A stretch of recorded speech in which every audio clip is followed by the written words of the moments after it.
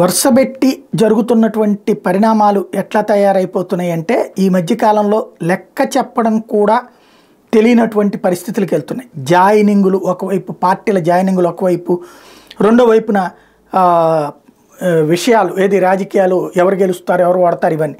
కానీ మన కళ్ళ ముందు జరిగిపోయినటువంటి కొన్ని విషయాలు మనం మర్చిపోయాం.